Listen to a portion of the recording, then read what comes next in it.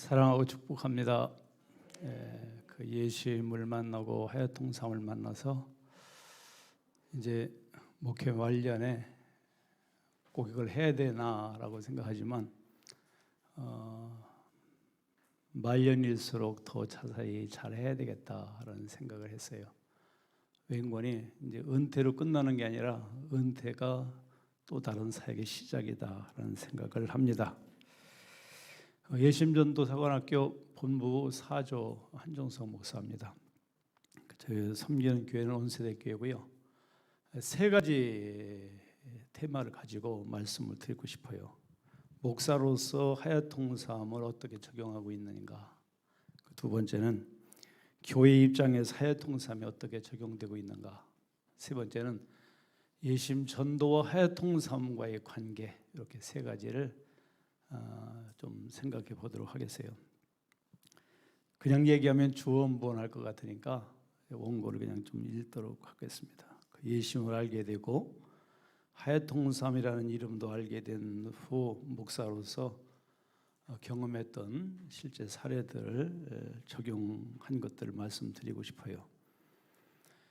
제가 이제 1984년에 사실 두란노 하용정 목사님이 말씀 묵상 큐티를 수입해서 왔죠.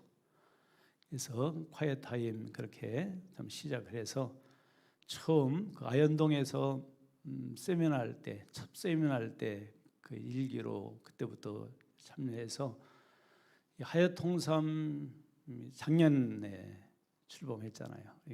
작년 가을부터 됐는데 그때까지 계속해서 생명의 삶으로 말씀 묵상은 생활화가 되어 있었고, 그러다 보니까 이 하여통삼이라는 묵상 연장선상에서 제시가 됐어요. 그 예심전도 사관학교 와서 전도 훈련을 하다가 하여통삼 오길래 해 아래서 새 것이 또 어디 있겠나, 구관이 명관이지 그러고 생각하면서 하여통삼을 이렇게 보다가 처음에 제가 이제 그만큼 말씀 묵상이 몸에 배어 있기 때문에 전환해서 적용하는데 아주 도움이 됐어요. 그리고 성경, 그 내비게이션 성경해서 통전적으로 성경을 읽는 그런 훈련하고 그런 어떤 강사 자격증을 가지고 있었기 때문에 이 하여통삼하고 이 전도 사관학교의 전목점에서 이렇게 개인적인 일로 받아들이는데 무척 수월했습니다. 성경 이제 통전적으로 보는 그런 관점 안에서. 근데 이제 하여통삼을 만나면서 새로운 흥미를 갖게 됐어요. 왠관이 처음에 그 사도행전으로 시작했거든요. 사도행전 시작할 때 성령의 돌파와 십자가의 전달자 라고 하는 생각을 하면서 사도행전을 많이 설교도 하고 강의도 해봤지만 이걸 보면서 이 두 단어를 가지고 성경을 보게 되니까 성경을 읽는데 재미가 있었고, 그리고 또 이렇게 관심을 가지고 성경을 보게 됐어요. 그러면서 이제 하나님의 의도라고 하는 관점 안에서 성경을 보기 시작하니까 아까도 우리 김선호 목사님 말씀했는데 설교자가 편집해서 자기의 편집으로 성경을 보다 보면 내 소리 하게 되거든요. 근데 하나님의 의도의 관점 안에서 성경을 보다 보니까 내 얘기가 줄어들었어요. 그래서 성경을 주신 의도와 목적을 잘 활용할 수 있는 기회가 됐어요. 첫째가 하나님의 의도로 그런 관점 안에서 성경을 볼 수 있는 접근력이 생겼다. 그리고 그다음에 이어진 것이 잠언이었어요. 내 말과 내 말.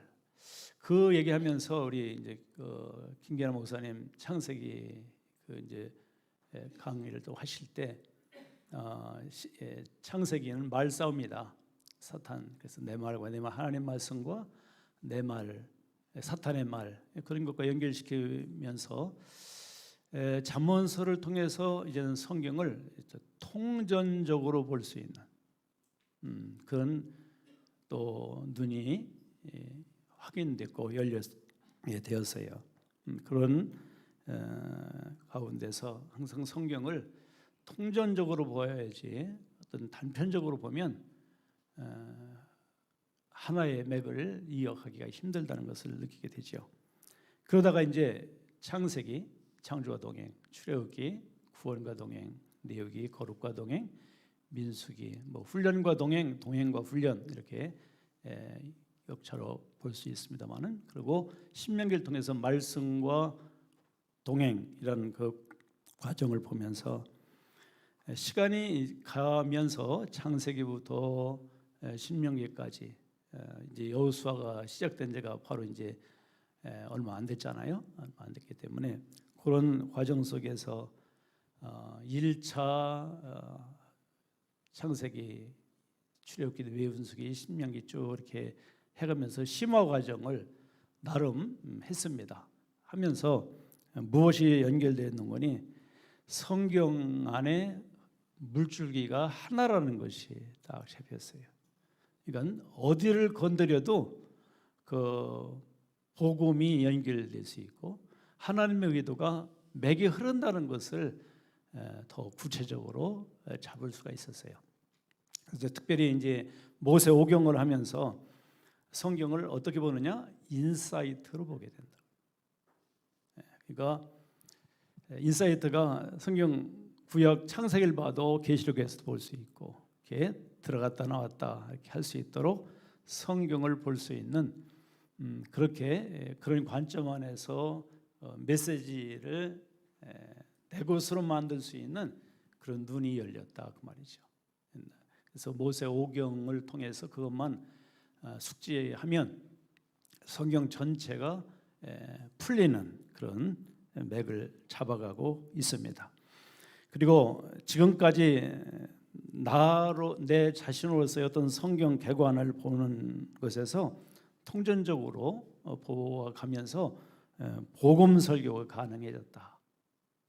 우리가 하여통삼을 통해서 모든 목회자들에게 복음 설교가 얼만큼 중요한가. 말은 복음 예수 얘기하는데 그게 내가 복음이죠. 그렇게 설교가 되어지면 코에 걸면 코걸이, 귀에 걸면 귀걸이가 되면 성도들은 헷갈리게 되잖아요. 목사가 복음 안에 분명히 흔들리지 않아야 성도들이 제대로 갈 수가 있다고 봐요. 이 예심 전도 사관학교의 전도 무기가 복음이잖아요. 근데 그거와 하여통삼하고 같이 접목되어서 이끌어 갈 수 있다는 것은 큰 우리 능력이 아닐 수가 없어요. 그런 상황을 보게 되고요. 그러면서 이제 모세 오경을 접하면서 성경 전체가 열리고 성경을 풀어갈 수 있는 대안이 생겨요. 그리고 신명기 사관을 통해서 역사서가 보이고 예언서들을 해석하는데 걸리지가 않았어요. 우리가 이런 것들을 모세오경을 통해서 내 자신이 성경관이 정립되니까 예수님도 사실은 구약 성경에 예수님 성경 있잖아요. 그것이 나에 대해서 증언한 것이라고 요한복음 5장 39절에서도 말씀하고 있는 것 같이 그런 주님의 성경관과 사도 바울이 디모데후서 3장 16절 17절 있는 그 성경관과 연결시켜서 보니까 나도 예수님의 성경관과 사도 바울의 성경관과 다르지 않다는 것을 확인할 수 있었고요. 그런데 그다음에 중요한 게 목회하고 설교해보면서 성경을 접해보면서 구약을 신약화하고 신약을 복음화해가는 것이 이 하여통삼을 통해서 우리가 맥을 잡을 수 있다. 구약 따로 신약 따로가 아니고 그리고 신약을 가지고도 복음화할 수 있다는 것이 얼마나 중요한지 몰라요. 그러니까 창세기를 통해서도 그걸 가지고 신약 속에서 어떻게 해석했네요. 그리고 그걸 복음화해서 복음은 사실 실제 개인화잖아요. 그것이 어떻게 가능할까를 생각하게 됐고요. 그래서 자연스럽게 복음화되어가는 현상들을 경험하게 되죠. 그리고 설교가 쉬워졌습니다.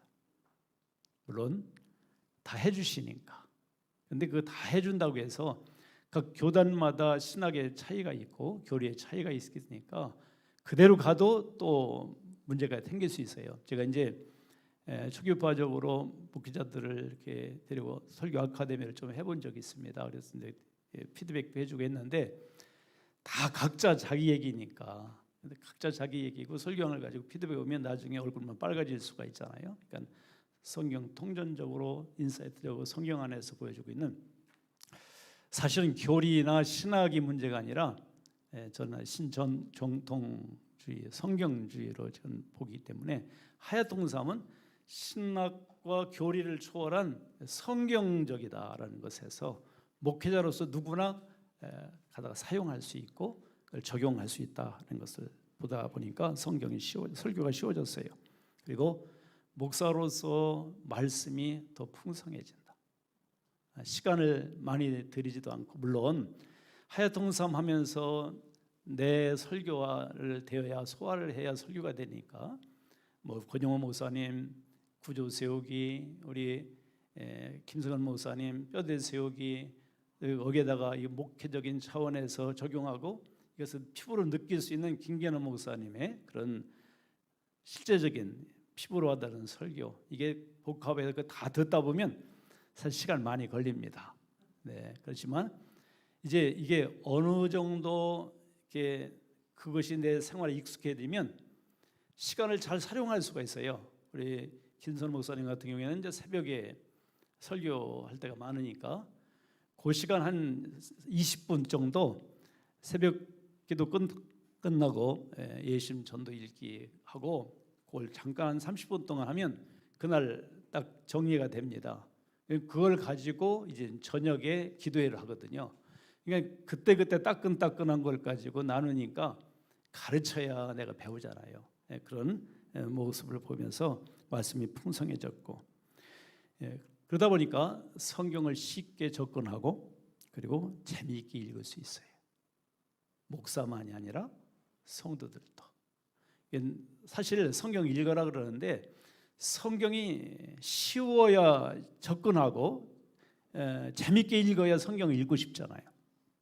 그런 것들을 이 구조와 이 그림을 가지고 설교하고 보여주니까 반복해서 하니까 성도들이 이게 귀가 딱지가 않듯이 익숙해지는 거예요.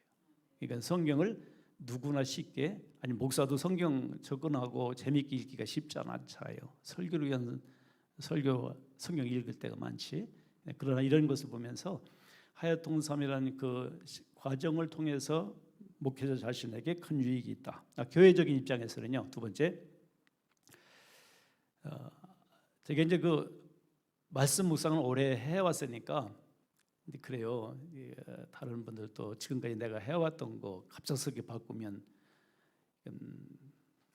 목사도 흔들릴 수 있고 성도들도 헷갈립니다. 그러니까 두 마리 토끼를 이제 잡아야 되니까 제가 그래서 새벽에는 계속해서 왔던 말씀 묵상으로 합니다. 그러면서 목사가 풍요해지고 이제 저녁 시간을 통해서 기도해. 뭐 상번제적인 기도죠. 그러니까 이러다 보니까 목사가 다른 데로 눈을 돌릴 수가 없어요. 성도라고 약속해 놓았으니까 저녁 7시 해서 길게 잡아 한 30분 정도, 15분 내지 20분 정도 새벽에 받은 말씀 그 같은 묵상해서 다시 한번 내가 되새김질하고 그 하야통삼 묵상한 걸 가지고 저녁 시간에 15분, 20분 메시지를 주고 15분 내지 10분 정도 기도를 하는 겁니다. 그때 주제를 주고 그러다 보니까 저녁 시간이 계속 이어지면서 목사 자신도 말씀 안에서 서게 되고 성도들도 뭐 다른 거 하다가 그 시간에 들어와서 함께 기도하니까 한 말씀을 가지고 같은 언어를 가지고 같은 주제를 가지고 기도하고 한다는 건 참 중요하지요. 이게 계속해서 반복하다 보니까 저녁 시간에 그래서 사도행전부터 시작할 때부터 저는 저녁 시간 기도회가 계속 이어졌습니다. 이어지고 그런 하나하나 일들 되어지고 이게 반복적으로 하야통삼을 가지고 설교하다 보니까 성도들이 말씀에 대해 익숙해지고 그런 부분들, 그런 본문들을 가지고 설교할 때 성도들이 들었던 얘기니까 쉽게 와 닿아요.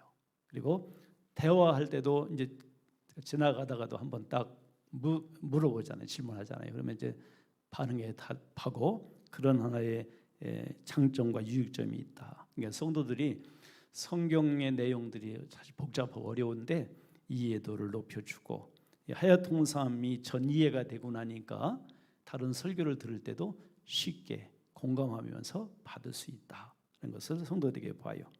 그리고 하야통삼 기도회가 계속 이어지면서 성경의 맥을 잡게 되고 신앙의 용어가 성경적인 용어로 바뀐다라는 것에 우리는 그런 성도들의 모습을 발견할 수 있었고요. 그래서 본부에서 그려주는 이 하야통삼 아까 구조들 보여줬잖아요. 창세기 내용, 창세기 출애굽기 내용, 민수기 이제 여호수아까지 오면서 이제 이런 언어들이 성도들도 익숙해지고 그러면서 그 반복되다 보니까 신자들의 그 성경을 대하고 성경을 알게 되는 폭이 좀 넓어지고 사실 그런 말 있잖아요. 성도들이 성경을 너무 많이 알면 목사가 설교하기 힘들다. 자기 소리 하게 하고 그런데 사실은 성도들이 성경을 알면 알수록 목사가 설교하기가 쉽잖아요. 그런 하나의 모습 속에서 우리는 자꾸 다른 얘기 하려고 하니까 그런 얘기를 하지만 그래서 성도들이 성경을 더 깊이 넓게 알아간다. 끝으로 예심 전도와 하야통삼, 전도 무기와 하야통삼은 하나더라고요. 근데 제가 이렇게 이제 예심 전도사관학교에서 수업하면서 전 뭐 조장도 아니고 어떻게 붕 떠서 이 기독유한의 2조 조장이 됐는데 우리가 예심전도가 하야통삼으로 사실은 정리가 된다. 그리고 하야통삼은 전도자들을 완성시킨다. 그렇게 보고 싶어요. 왜냐하면 일상의 전도가 매일매일 전도일지를 쓰면서 전도가 완성됩니다. 전도일지를 안 쓰면 전도가 완성된다고 보지 못해요. 제가 느끼기에는 그러니까 쓰는 게 좋다 그죠. 그래야 책임도 있고 또 하나는 하야통삼을 할 때 전도자로서 전도자가 완성된다고 봐요.